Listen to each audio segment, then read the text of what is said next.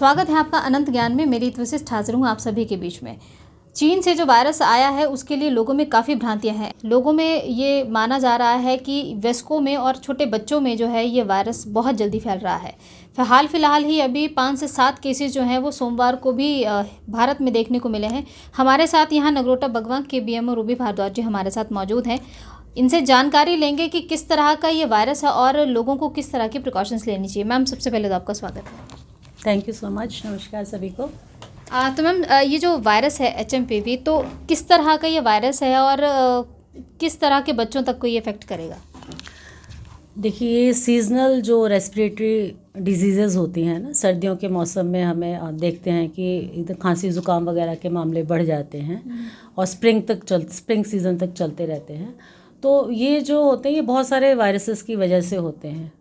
So HMPV is one of those viruses. ये H1N1 virus हो सकता है, इन्फ्लुएंजा वायरस हो सकता है, जैसे अब पीछे कोविड भी आया था। तो this is one of those viruses. This is not a new virus. ये 2001 से है। तो जब सीजनल विंटर का सीज़न आता है उस टाइम पे इसके केसेस ज़्यादा होते हैं। चाइना से ये आया है, आप ठीक कह रहे हैं।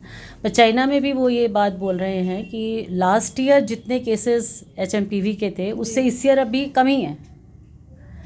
तो इंडिया में भी इसके दिसंबर 2024 में 9 केसेस डिटेक्ट किए गए और अभी रिसेंटली भी 2 केसेस छोटे बच्चों में, एक 6 मंथ आई थिंक और एक 8 मंथ या 4 मंथ और 8 मंथ के बच्चों में डिटेक्ट किया गया इसको। तो इससे, जैसे आपने बोला, ये जनरली 14 साल से कम चाइना में भी ये देखने को मिल रहा है कि छोटे बच्चों में ज़्यादा है या एल्डरली पीपल में ज़्यादा है, या इसके अलावा जिन लोगों की इम्यूनिटी किसी वजह से कम हो जाती है तो उनको ये ज़्यादा अफेक्ट कर सकता है। बट ये अभी हम सभी लोग डरे हुए हैं कोविड की वजह से। हमने पैंडेमिक कोविड का देखा और उस कोविड में बहुत सारे लॉसेस भी हुए। बहुत लोगों के नियर्स एंड डियर वंस उन्होंने इस कोविड के पैंडेमिक में खोए हैं। तो उस वजह से हम लोग नेचुरली डरे हुए हैं। लेकिन एक्चुअली ये अभी इससे डेथ्स वगैरह अभी नहीं आ रही हैं।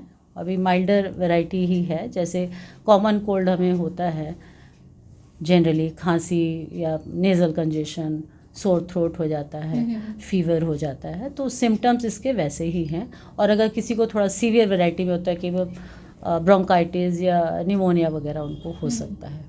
ओके।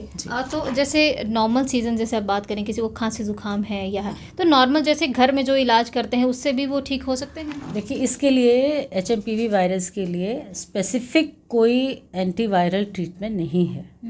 जैसा हम नॉर्मल खांसी ज़ुकाम में भी हम सिम्टोमेटिक ट्रीटमेंट ही देते हैं। अगर बुखार है तो बुखार की दवाई, ज़्यादा पेन्स वगैरह हैं तो उसकी मेडिसिन दे सकते हैं।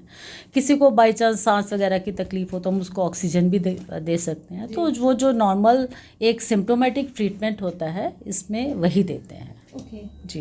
मैम, जैसे छोटे बच्चों की बात की है तो छोटे बच्चे तो खैर उनकी इम्यूनिटी अभी तक इतनी है नहीं। वयस्कों की आपने बात की, तो लोगों में भी यही डर है, जैसा आप कह रहे हैं कि कोविड टाइम का है, तो किस तरह से लोगों को आप अवेयर कर रही हैं कि जब यहाँ पे भी अगर आपके वो उस तरह से केसेस डरे हुए लोग आ रहे हैं तो? देखिए, ये कॉमन कोल्ड वगैरह बेशक किसी भी वायरस से हो, बेशक वो कोविड से हो, H1N1 से हो, इन्फ्लुएंजा वायरस से हो, या ये जो अभी HMPV वायरस आया इससे हो, प्रिवेंशन का तरीका सेम है, प्रिकॉशन सेम है जी।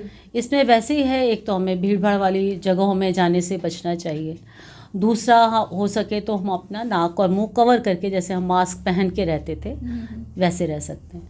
तीसरा, जैसे कि ये फैलता कैसे, जब हम बात भी करते हैं या हम खांसी करते हैं, हम छींक मारते हैं, हम गाना गाते हैं, तो हमारे मुंह से वो जो थूक के छोटे छोटे ड्रॉपलेट्स निकलते हैं उसमें ये वायरस होता है। अगर कोई किसी व्यक्ति को इस वायरस से संक्रमण है तो उसके सामने जो उसकी रेंज में आएगा, तो अगर उस व्यक्ति में ये वायरस जाएगा तो उसको भी ये बीमारी होने का डर है, जैसा कि हम कोविड में भी बोलते थे।